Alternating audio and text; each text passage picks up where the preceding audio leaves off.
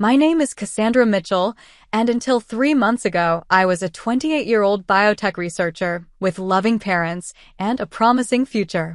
Then came the crash that shattered my body and revealed the truth. The people who raised me were never my parents at all. They left me to die in that hospital bed, but what they really wanted was my inheritance. What they found instead was a letter that would destroy their carefully constructed lies forever. If you're watching this from somewhere around the world, hit that subscribe button and leave a comment below. Trust me, you'll want to hear how I discovered my entire life was built on deception. I grew up in Brookline, a wealthy suburb just outside Boston. My childhood home was a colonial with perfectly manicured hedges and a two-car garage where my father parked his Mercedes next to my mother's Audi. From the outside, we were the picture-perfect American family. Robert Mitchell was a financial advisor with his own firm, and Eleanor Mitchell worked as a pharmaceutical sales representative. They were respected in our community, active in local charity events, and seemingly devoted to their only daughter. My earliest memories are filled with piano lessons, science camps, and academic competitions. While other kids spent summers at the pool or the mall, I was enrolled in advanced mathematics programs and biology workshops. My parents never missed an opportunity to brag about my intelligence. "Our Cassandra is special," they would tell neighbors at barbecues. "She's going to change the world someday." The pressure to excel was relentless. B-plus grades were met with disappointment, not celebration. "Mitchells don't settle for average," my father would say. My mother would add, "We've invested too much in you to waste your potential." That word, invested, should have been my first clue. When I was around 12, I became curious about baby pictures. We had family albums filled with photos of me from age 3 onward, but nothing earlier. When I asked my mother about it, she told me they'd lost everything in a basement flood before moving to our current house. It seemed plausible enough at the time. More inconsistencies appeared as I grew older. Neither of my parents had my auburn hair or green eyes. When I asked about this in biology class during our genetics unit, they claimed I'd inherited my looks from my maternal grandmother. I never met this grandmother. She had passed away before I was born, they said, but she had apparently left me a substantial trust fund that would become accessible when I turned 25. There were other oddities too. My birth certificate seemed newer than expected when I needed it for my driver's license application. My mother became strangely emotional when I had blood work done for a sports physical in high school. My father changed the subject whenever I mentioned wanting to try one of those ancestry DNA tests that became popular a few years ago. Despite my academic achievements, my true passion was art. I loved painting. Abstract expressionism that allowed me to escape the rigid structure of my life. When I mentioned wanting to study fine arts in college, my parents reacted with uncharacteristic anger. My father called it a waste of potential, and my mother actually cried, saying I was throwing away everything they'd worked for. Their reactions seemed extreme, even for them. I ended up at MIT studying biochemistry and molecular biology. It wasn't my dream, but I did find aspects of it fascinating, particularly in medical applications. By my second year, I had discovered a genuine interest in biomedical research, specifically targeted drug therapies for cancer treatment. I graduated with honors and immediately began work on my PhD. At 25, my life changed significantly when I gained access to my inheritance, $4.5 million from my maternal grandmother. My parents seemed both nervous and excited when this happened. They immediately suggested I invest most of it through my father's firm, but something in their eagerness made me uncomfortable. Instead, I used a portion to fund my own research, invested the bulk with an independent financial advisor, and purchased a modest but comfortable condo in Cambridge. This decision created the first serious rift between us. My father was furious that I hadn't trusted him with my finances. My mother kept calling with investment opportunities that required quick cash. Over the next 3 years, they approached me repeatedly about loans for various business ventures. A restaurant franchise, a real estate development, a tech startup. Each proposal was vaguer than the last, and my refusals made our already strained relationship even more tense. Despite this, I continued to see them for holidays and occasional dinners. They were my parents, after all. The only family I had. Or so I thought. By 28, I had established myself as a promising researcher in targeted cancer therapies. My work had been published in several prestigious journals, and I had just received a substantial grant to continue my research. I was making real progress on a new treatment protocol that showed remarkable results in preliminary trials. For the first time, I felt I was truly making a difference in the world, even if it wasn't the path I would have chosen for myself. Then came the conference in New York. I presented my latest research to enthusiastic reception and was driving back to Boston late on a Friday night. The rain was coming down in sheets, reducing visibility on the highway. I remember checking my GPS, noting I was about an hour from home. That's the last thing I remember before waking up in the hospital. My life forever changed. The first sensation was pain, sharp, throbbing, all-encompassing pain. I couldn't move without feeling like my body was being torn apart. Through the haze of semi-consciousness, I became aware of beeping machines and the antiseptic smell of hospital disinfectant. My eyes wouldn't open fully, but I could make out blurry figures moving around the room. Multiple fractures to the femur and pelvis. Internal bleeding. Possible spinal injury. She needs surgery immediately. A male voice, a doctor, I assumed. I tried to speak, but something was in my throat. A breathing tube. I could only listen as footsteps approached my bed.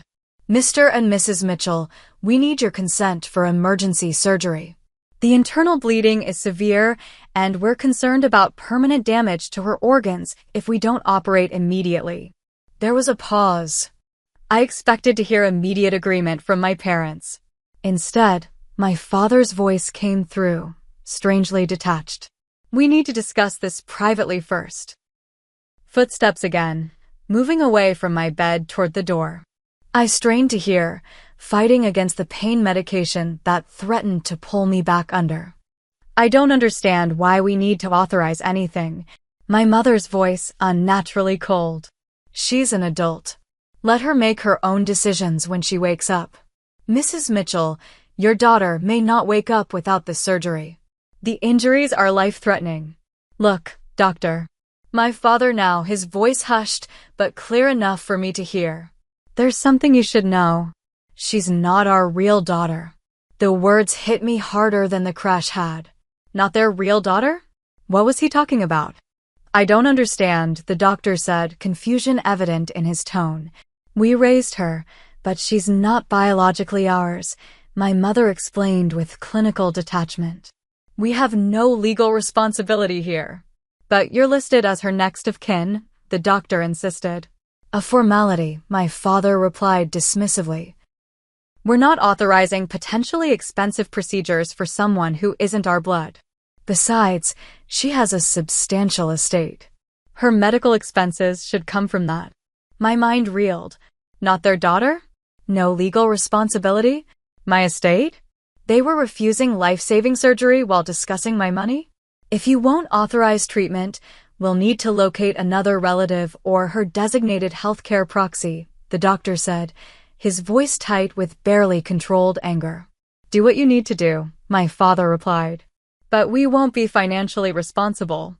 I heard my mother's voice next, lower now, clearly not intended for the doctor. Do you think we need to be concerned about the inheritance if she doesn't make it? We should talk to Lawrence about that, my father whispered back, referring to his attorney. Find out our options. They were discussing my death and their access to my money while I lay potentially dying just feet away. The realization was so shocking, so painful, that I felt my consciousness slipping again. A new voice entered the conversation, a woman, firm and professional. Excuse me, Dr. Patel needs you to sign these forms declining responsibility so we can pursue alternative authorization. I'm Grace, the charge nurse. Papers rustled. Pens scratched on paper. We'll be going now, my mother said. Call us if there's any change in her condition. You're leaving? Nurse Grace's voice held unmistakable judgment. "We have other obligations," my father replied stiffly. "You have our contact information." Footsteps receded. A door opened and closed. They were gone. They had left me to die. I drifted in and out of consciousness after that. Later, I learned that the hospital had contacted my emergency contacts, finding my friend Madison's number in my phone. Madison arrived within an hour, authorized the surgery, and stayed by my side throughout the night.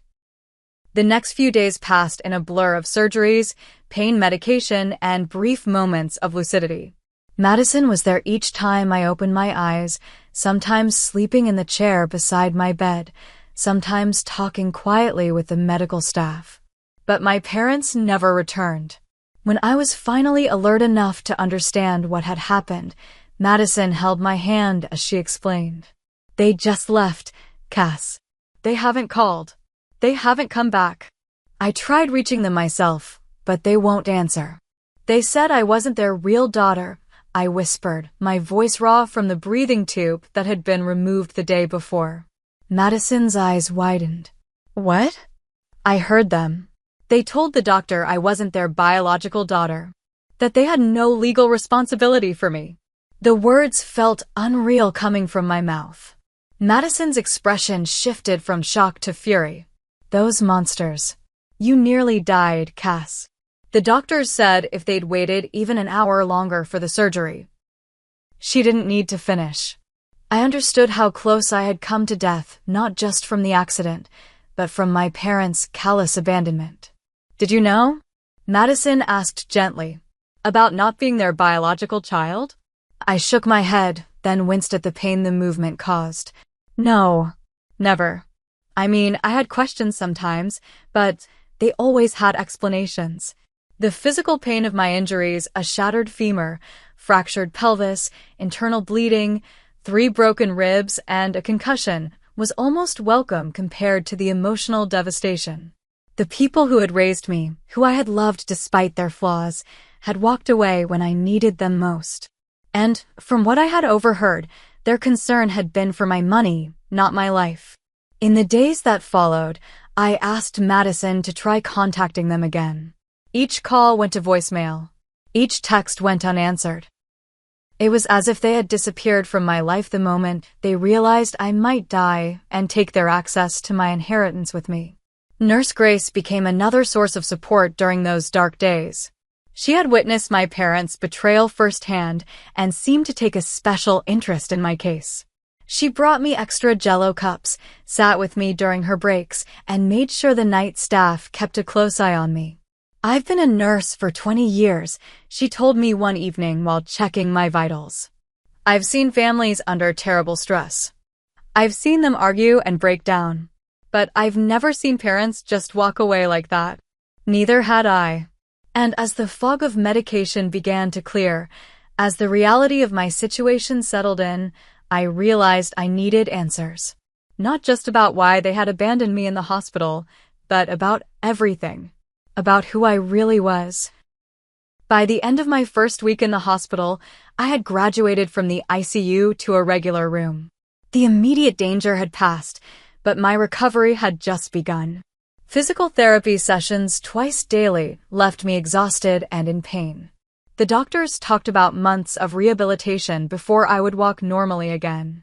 But while my body was broken, my mind was clearer than it had been in years. "I need my laptop," I told Madison during one of her daily visits. She had been bringing me clothes, books, and food that wasn't hospital-issued. "Are you sure that's a good idea? You should be resting." "I can't just lie here with my thoughts, Mads. I need answers." The next day, she brought my laptop and set it up on the adjustable table over my bed. "Just promise you won't overdo it," she said. As soon as she left, I began searching. First, I looked up my own birth records in the Massachusetts database. According to the certificate on file, I had been born at Boston Memorial Hospital to Robert and Eleanor Mitchell. But something about the document looked off. The formatting was slightly different from other certificates from the same year. Next, I searched news archives for any mentions of my parents around the time of my birth. Nothing unusual appeared at first.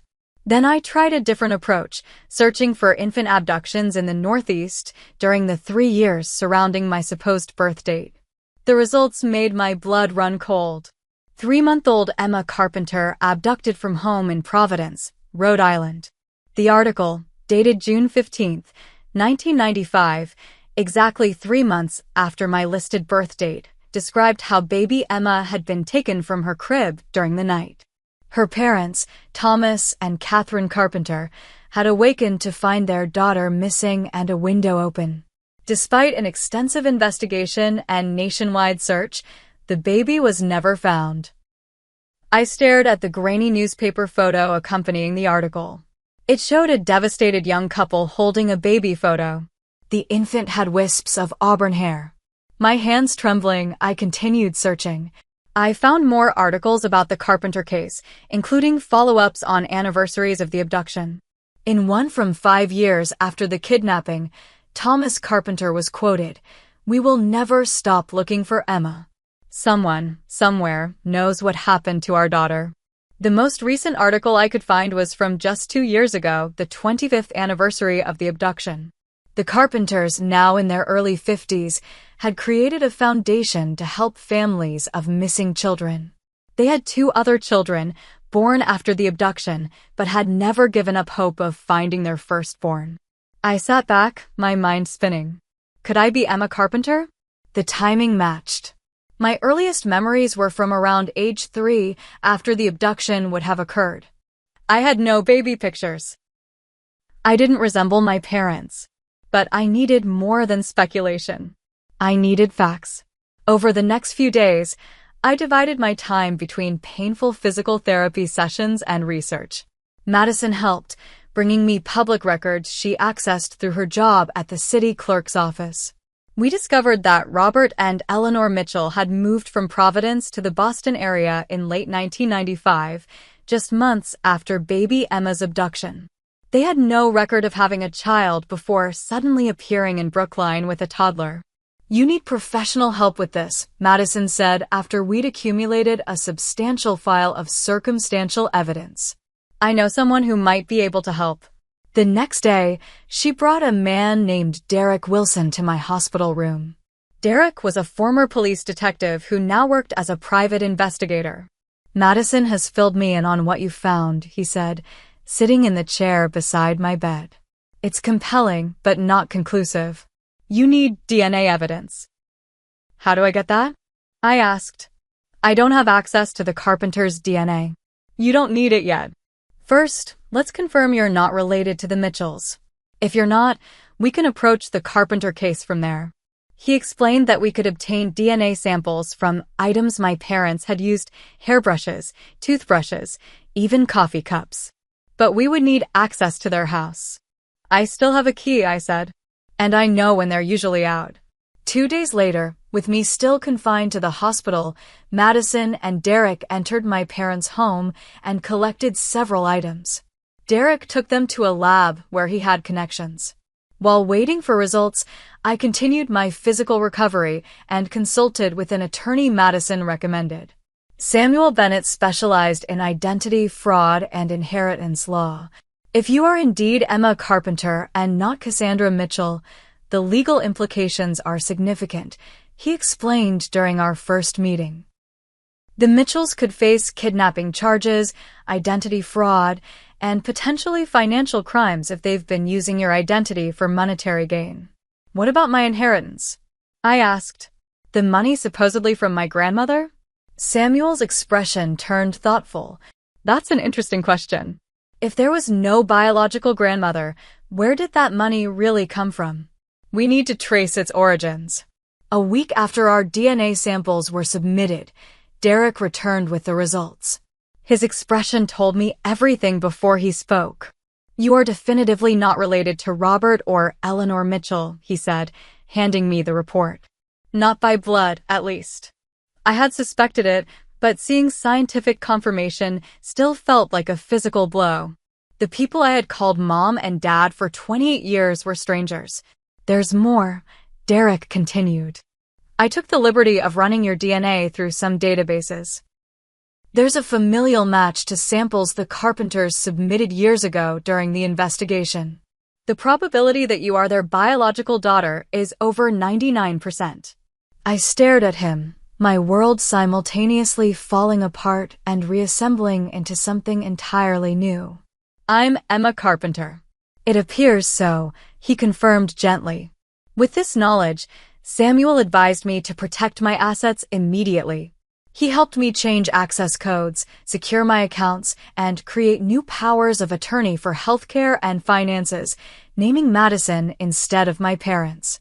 They've been trying to access your accounts, Samuel informed me after making some calls. They've claimed you're mentally incompetent due to your injuries and have petitioned for temporary guardianship. That's absurd, Madison said. You're completely lucid. It's a play for control of her money, Samuel explained. And not their first attempt, it seems. I've found evidence they've been siphoning small amounts from your secondary accounts for years, Cassandra, or should I say Emma? The name felt foreign. I wasn't ready for it yet. Derek had continued his investigation into the Mitchells and discovered they were deeply in debt. My father's investment firm had been struggling for years. They had second and third mortgages on their house, credit card debt, failed business ventures, gambling debts in my father's name. They're desperate, Derek concluded, and dangerous. They've booked flights to Indonesia for next week. No extradition treaty with the U.S. They're planning to clean out my accounts and run, I said, the pieces falling into place. That night, in my hospital room, I wrote a letter. A letter containing everything I had learned, everything they had done, and everything that would happen next. It would be waiting for them when they made their final move. After 3 weeks in the hospital, I was discharged into Madison's care. Her 2-bedroom apartment wasn't ideal for someone in a wheelchair, but we made it work.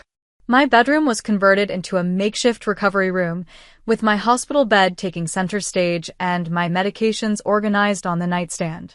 The day after I moved in, Samuel visited with disturbing news.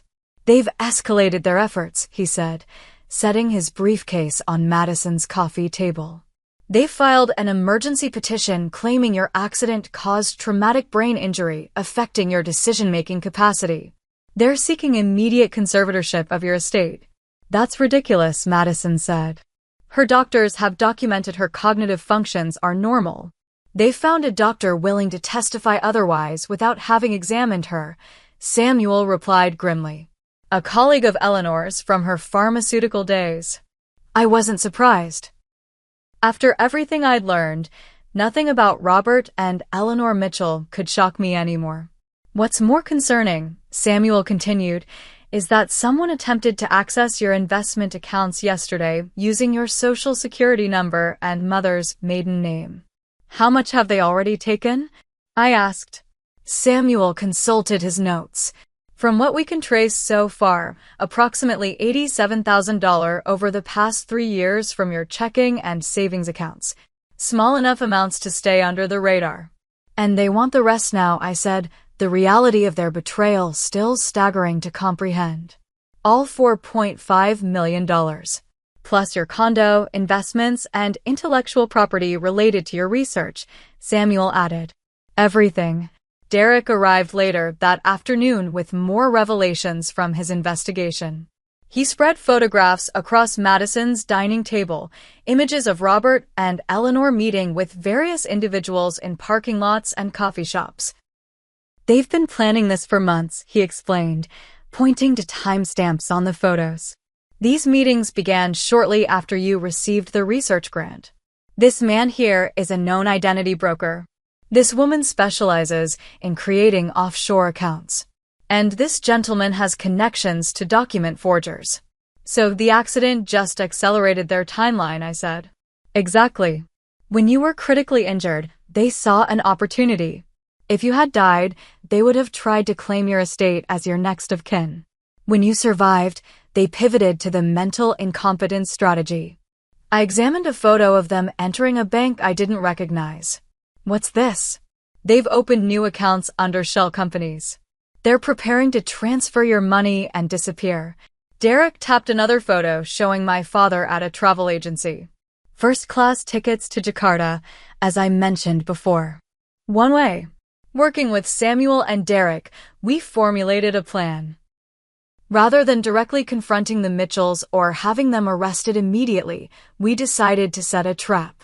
Samuel created a deliberate vulnerability in my financial security, a seeming loophole that would allow the Mitchells to believe they could access my main investment account with the right documentation. The bait is set, Samuel confirmed after making the arrangements. Now we wait. We didn't wait long. 3 days after I left the hospital, Madison's phone rang. It was Eleanor. "Madison, dear, we've been so worried.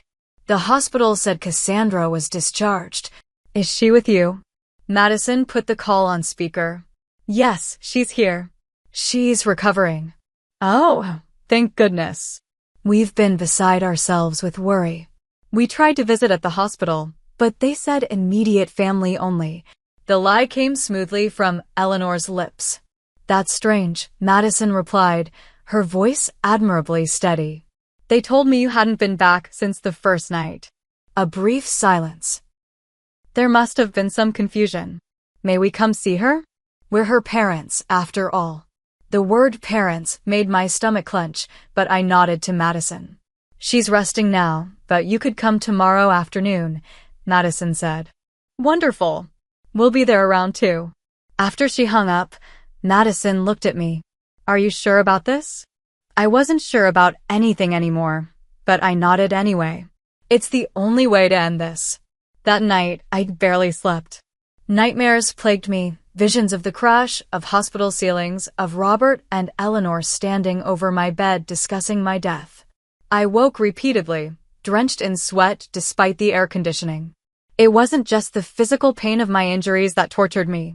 It was the psychological wound of realizing my entire life had been a lie. The people I had loved, despite their flaws, despite the pressure and control, had never loved me at all. I had been an investment to them, a possession, a path to financial gain. And somewhere out there were my real parents, who had spent 28 years wondering what had happened to their baby girl. Madison found me crying at 4 a.m., struggling to reach the glass of water on my nightstand. "Hey," she said softly, handing me the water. "Bad night?" I nodded, wiping tears with my free hand. "I keep thinking about them coming here tomorrow. About facing them knowing what I know."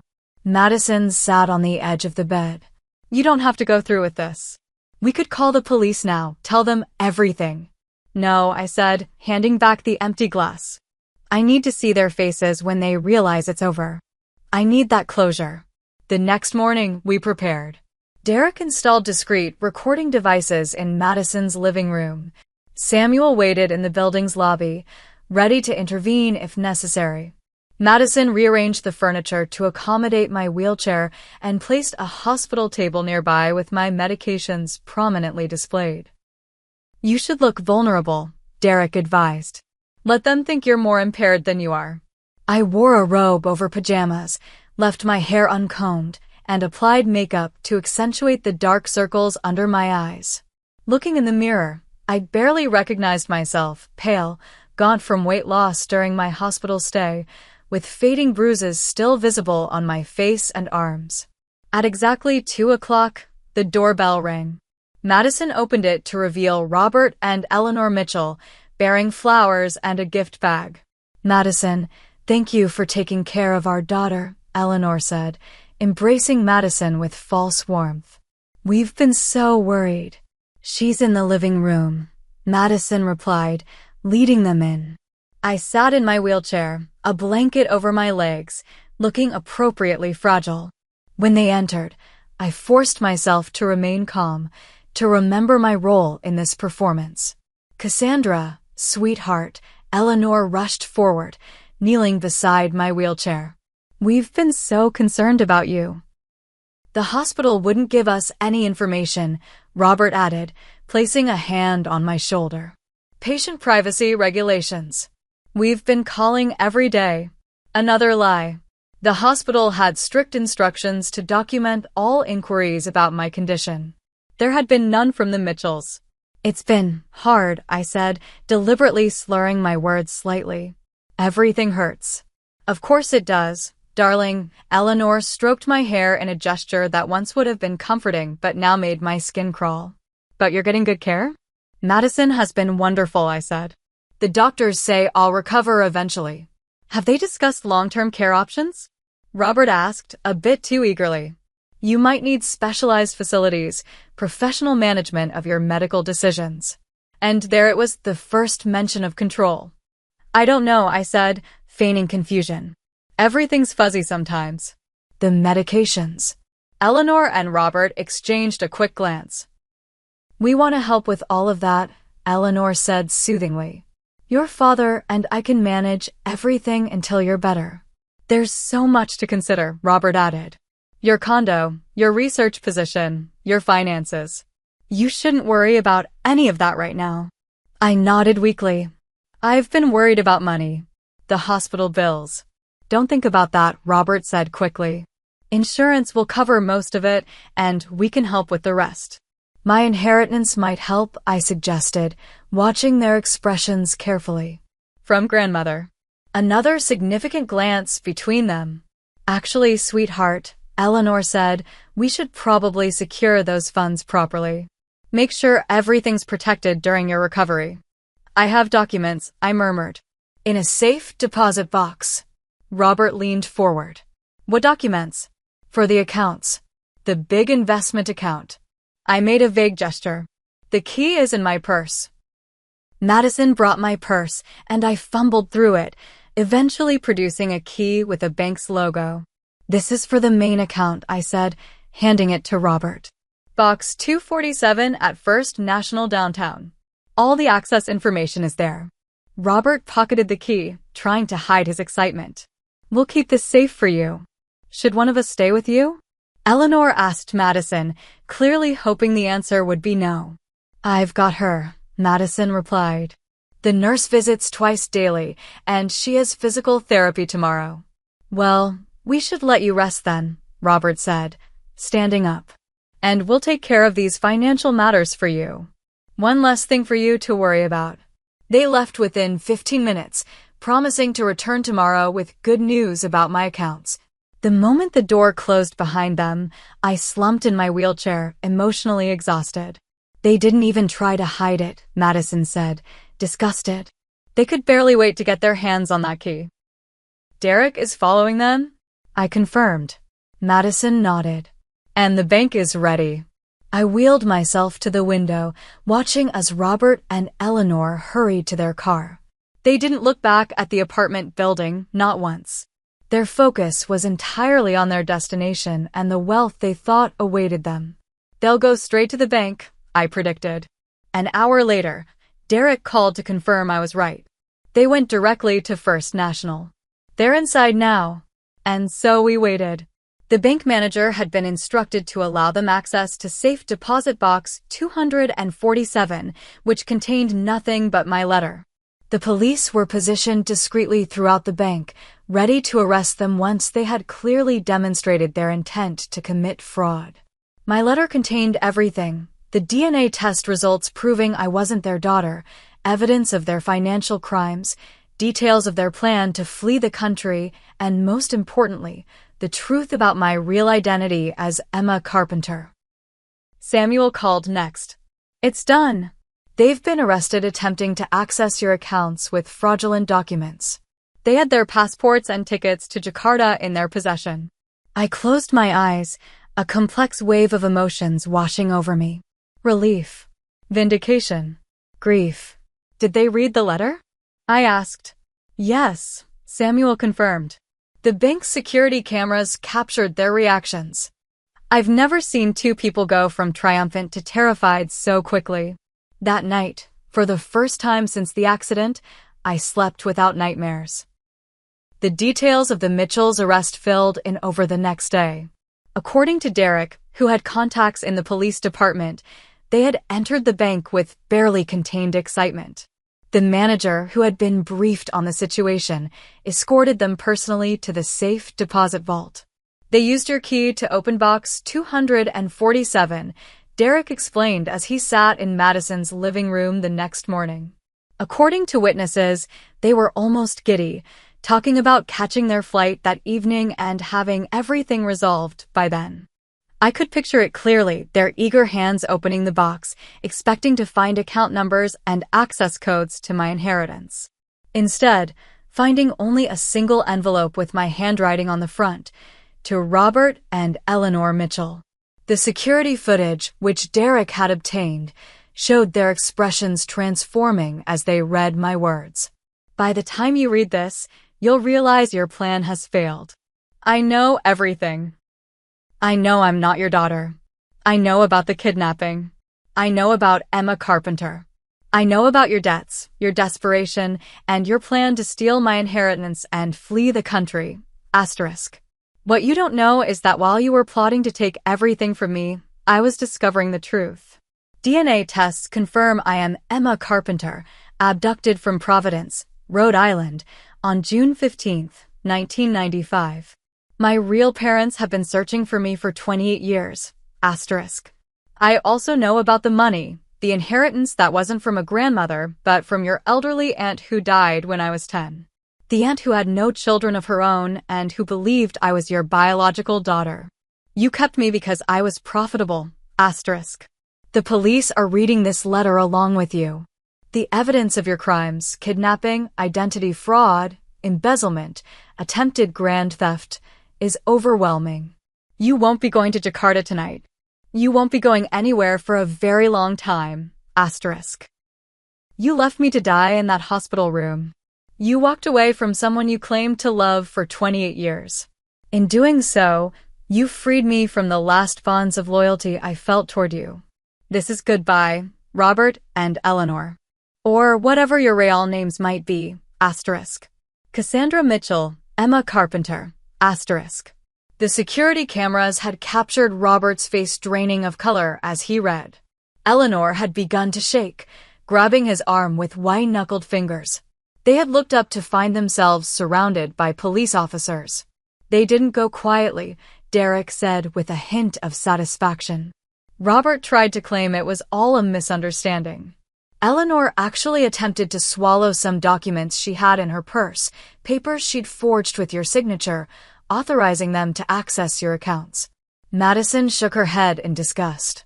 28 years of pretending to be parents, and they couldn't even fake remorse when caught. I sat quietly, absorbing it all.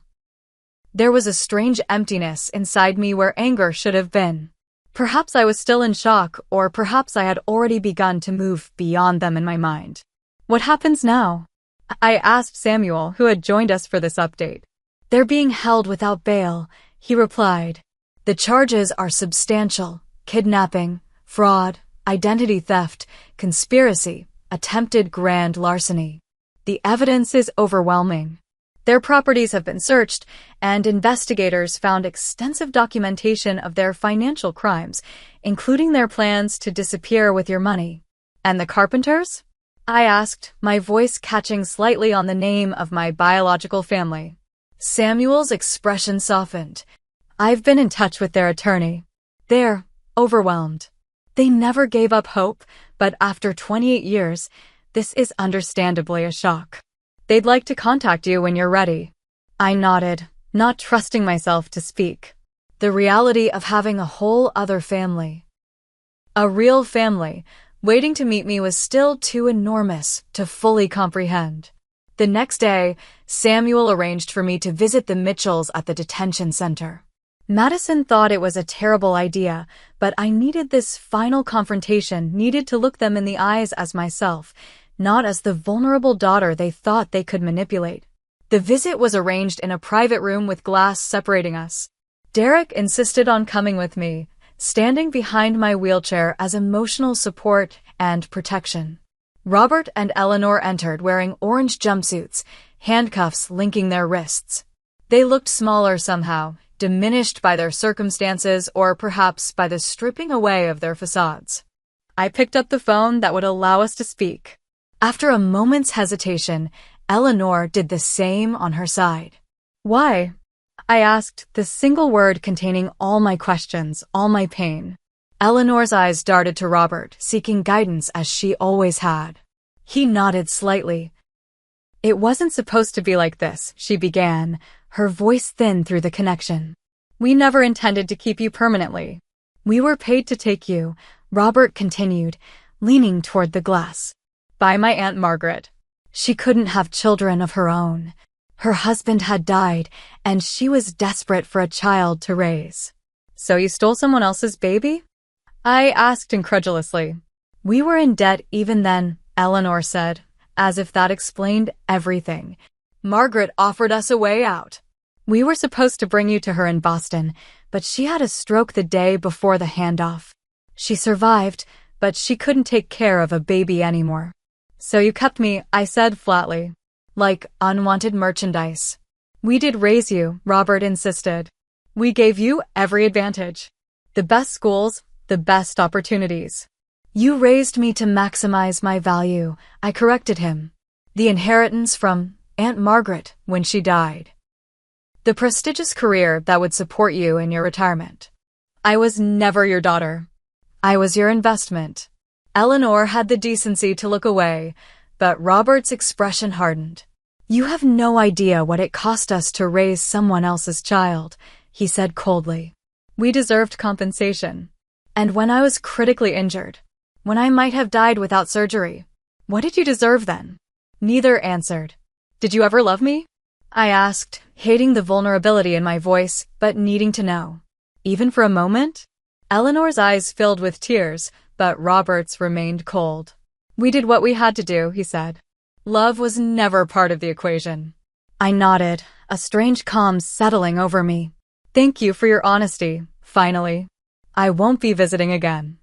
I hung up the phone and turned my wheelchair away, refusing to give them a final glance. Derek followed me out, his hand supportive on my shoulder. "Are you okay?" he asked as we left the building. "No," I admitted. "But I will be." That evening, I asked Madison to help me with something important. "I'd like to call them," I said. "The Carpenters. My real parents." She smiled gently. "I think that's a good idea." With trembling fingers, I dialed the number Samuel had provided.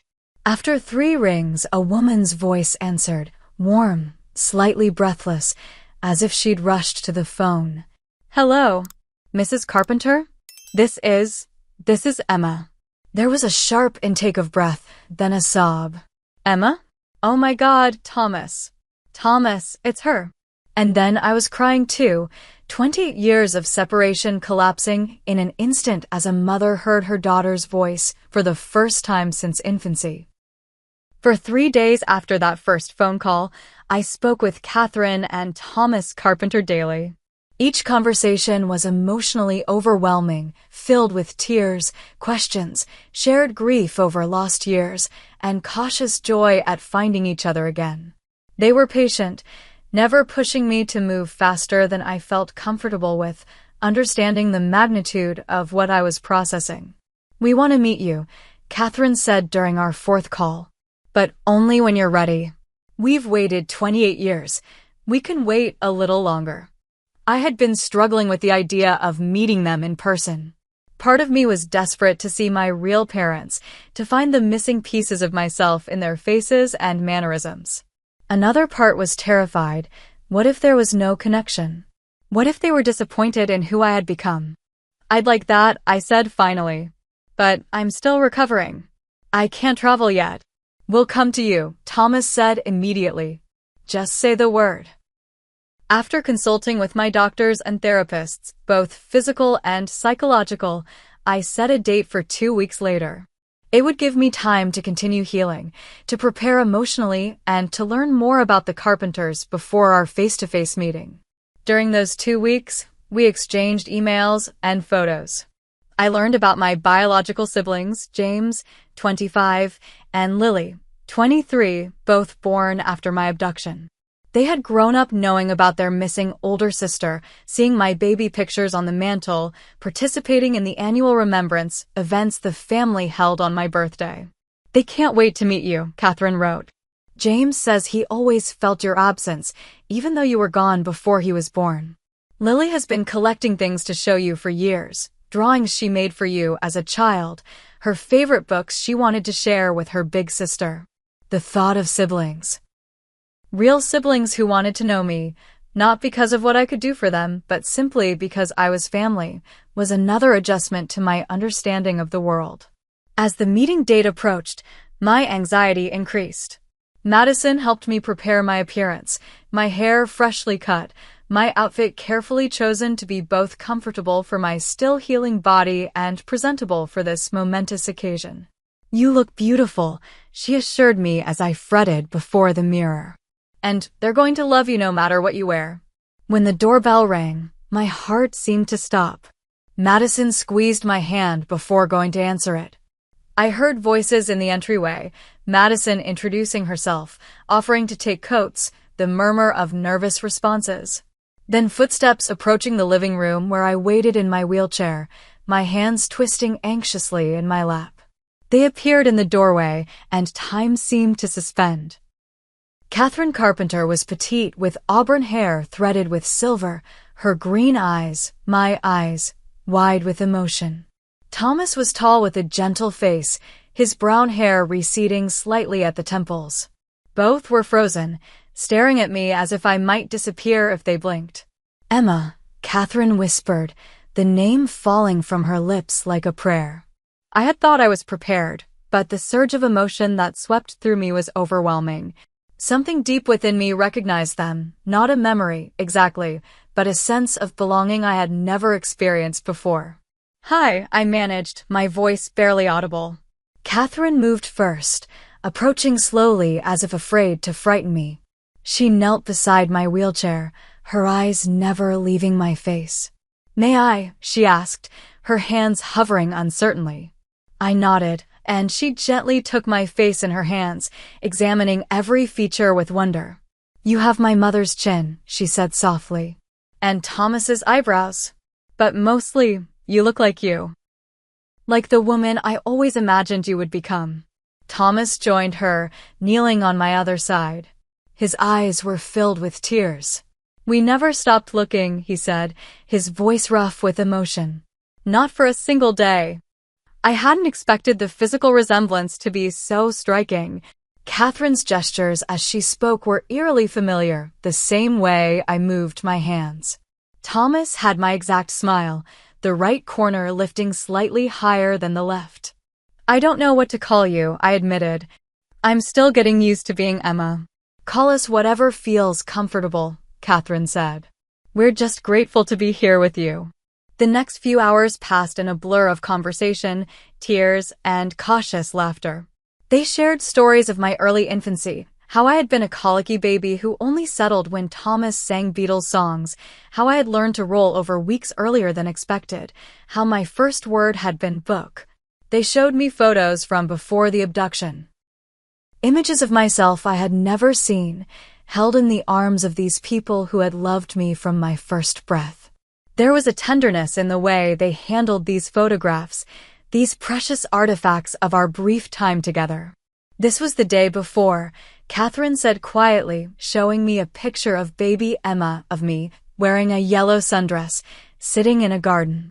"It was a beautiful day. We had a picnic in the backyard. You fell asleep on a blanket under the apple tree." "The next photo would have been taken the following weekend," she explained. But by then, I was gone. I shared my own story, the edited version, sparing them the worst details of the Mitchells' psychological manipulation.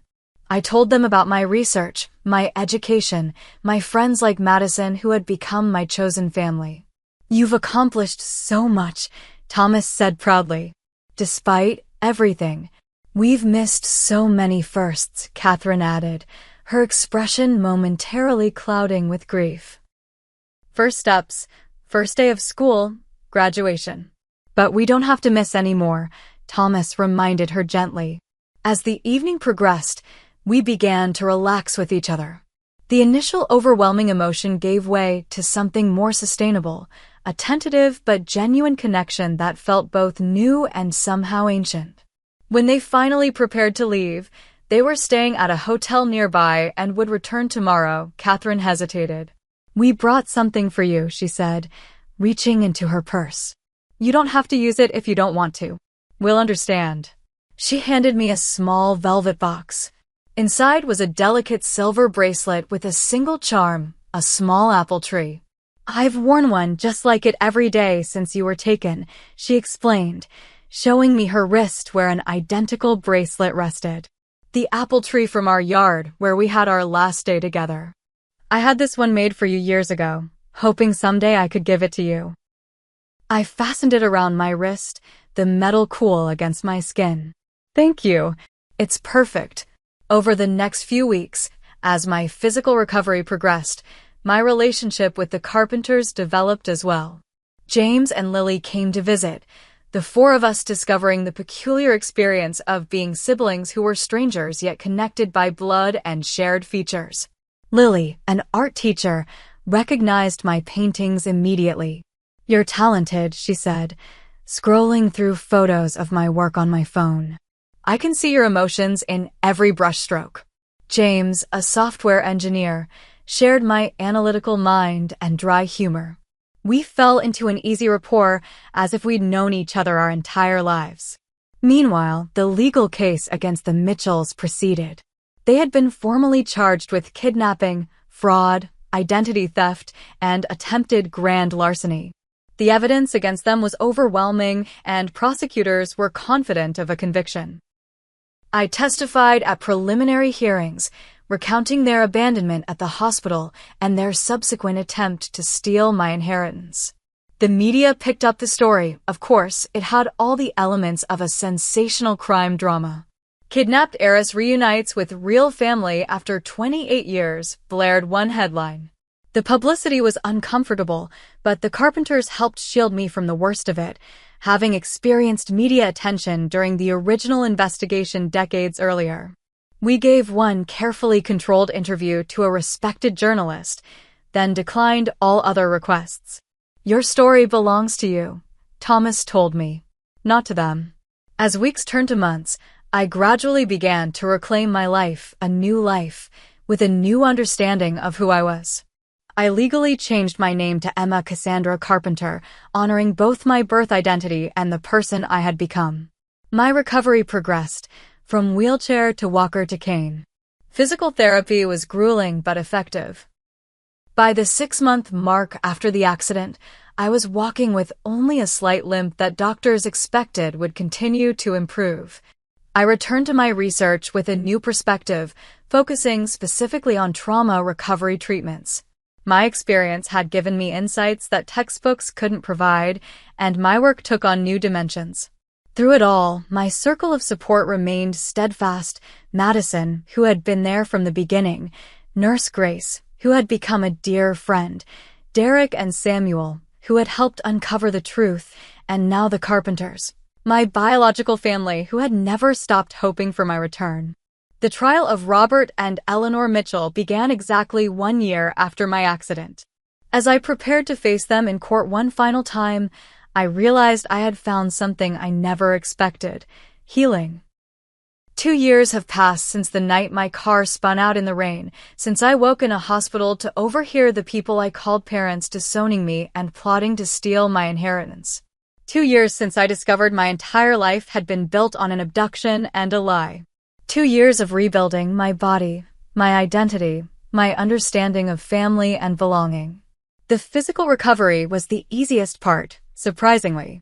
Bones mend according to predictable patterns. Physical therapy, though painful, follows established protocols with measurable progress. My body healed itself with remarkable efficiency, leaving only a slight unevenness in my gait and scars that fade a little more each year. The emotional recovery has been more complex. There are still nights when I wake in a cold sweat, fragments of nightmares clinging to my consciousness. Hospital ceilings, Robert's cold voice saying, "She's not our real daughter," the realization that my entire childhood had been a calculated investment rather than an act of love. But those nights grow less frequent. The nightmares are gradually replaced by dreams of apple trees, of family dinners with the Carpenters, of possibilities I never knew existed. The trial of Robert and Eleanor Mitchell concluded 6 months ago. They were convicted on all counts: kidnapping, fraud, identity theft, attempted grand larceny, and conspiracy. Robert received 35 years without possibility of parole. Eleanor, who ultimately cooperated with prosecutors, received 28 years, 1 year for each year they kept me from my real family. I attended their sentencing hearing, watching from the gallery as they stood before the judge in their orange jumpsuits, diminished and defeated. When offered the opportunity to make a victim impact statement, I approached the podium with steady steps. What Robert and Eleanor Mitchell stole from me cannot be measured in years or dollars, I told the court. They took my history, my identity, my connection to a family that loved me. They raised me not as a daughter, but as an investment with an expected return. I paused, looking directly at them for the first time since our confrontation at the detention center. But they failed in one crucial aspect of their plan. They couldn't take my humanity, my capacity for growth, or my ability to find my way back to truth. I am standing here today not as their victim, but as a survivor who has reclaimed her life. Then I said the words that had taken me months of therapy to genuinely mean, I forgive you, not because you deserve forgiveness, but because I deserve peace. My name is Emma Cassandra Carpenter, and I am finally free. Their expressions never changed. Robert remained stoic, Eleanor kept her eyes downcast. Neither showed remorse. But I hadn't expected them to. My forgiveness wasn't for them, it was for me, a final release of their power over my life. Building a relationship with my biological family has been a journey of discovery and adjustment. Catherine and Thomas, who I now comfortably call Mom and Dad, have been patient beyond measure, never pushing me to conform to expectations or make up for lost time. We're creating new memories now, Mom often says when the grief of missed milestones threatens to overwhelm us. Every day together is a gift we never thought we'd have. My siblings, James and Lily, have become my closest friends and strongest advocates. James, with his technical expertise, helped me establish the Emma Carpenter Foundation, an organization dedicated to supporting families of missing children and providing resources for those who, like me, are recovered after long absences. Lily, with her artistic sensibility, encouraged me to return to painting, the passion the Mitchells had dismissed as impractical. Under her gentle guidance, I've rediscovered the joy of creative expression, the meditative peace of brush on canvas. My first exhibition opens next month, featuring works that chronicle my journey from trauma to healing. Dad, a counselor who specialized in grief therapy long before my return, has been instrumental in developing psychological support protocols for the foundation. His insights, both professional and deeply personal, have shaped our approach to helping families navigate the complex emotions surrounding abduction and recovery. My research work continues as well, though with a shifted focus. The cancer treatment protocol I was developing before the accident has been handed off to capable colleagues, while I've redirected my expertise toward trauma recovery and neurological resilience. The inheritance that the Mitchells coveted now funds a research center dedicated to helping survivors of traumatic injuries rebuild their lives. Madison remains my rock, the friend who stood by me through the darkest hours and celebrated each small victory along the way. She officially joined the foundation last year as our outreach director, bringing her organizational skills and boundless compassion to our growing team. Nurse Grace, whose intervention quite literally saved my life that first night in the hospital, now serves on our medical advisory board, helping develop training for healthcare professionals to recognize and respond to suspicious family dynamics. Derek and Samuel, the investigator and attorney who helped uncover the truth, have become trusted advisors and friends. Their expertise continues to guide our work with law enforcement and the legal system. I still go by Cassandra professionally. It's the name under which I built my career and reputation. But personally, I've embraced Emma, the name my real parents gave me, the identity that was stolen and now reclaimed. The duality feels right somehow, honoring both who I was forced to become and who I was meant to be. Last month, on the second anniversary of the accident, I visited the crash site for the first time. The guardrail has been repaired, the broken glass long since swept away. Standing there in the gentle spring sunshine, I felt not fear or trauma, but profound gratitude. That night of destruction became, against all odds, a night of revelation and ultimately of liberation. Afterward, I drove to the cemetery where Margaret Mitchell, Robert's aunt, the woman who had commissioned my kidnapping but never received her stolen child, is buried. I placed a single white lily on her grave, not in forgiveness exactly, but in acknowledgement of the complex web of desperation, desire, and damaged ethics that entangled my life with hers. I've learned that identity is both more fragile and more resilient than I ever understood. It can be falsified on paper, manipulated through lies, obscured by deception. But our true selves persist beneath the surface, waiting to be recognized and reclaimed. The letter I left for the Mitchells in that safe deposit box was my first act of reclamation, the moment I stopped being their possession and became my own person.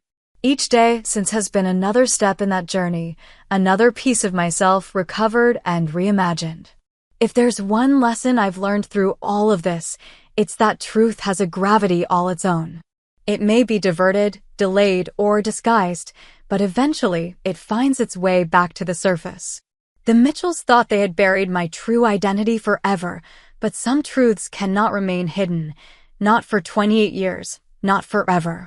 I've also learned that family is defined not by blood or legal documents, but by love freely given without expectation of return. The Carpenters waited nearly 3 decades for a daughter they never stopped loving. Madison stood by my hospital bed when those who should have cared most walked away. Grace fought for a patient she'd just met because it was the right thing to do. These are the bonds that matter, the connections that heal and sustain us. My story is still being written, as all our stories are. There are still difficult days, moments when the weight of what was stolen threatens to overwhelm me. But those moments no longer define me. I am Emma Cassandra Carpenter, daughter, sister, friend, survivor, scientist, artist. I am the sum of what was taken and what was found, what was broken and what was healed. And I am, at last, truly free. If my story has touched you in any way, I'd love to hear your thoughts in the comments below. Have you ever discovered something about yourself or your past that changed how you see your identity? How did you handle it? Please like and subscribe if you want to hear more stories of resilience and transformation, and share this video with someone who might need to be reminded that our pasts don't define our futures. Thank you for listening to my journey, and remember, the truth always finds its way to the light.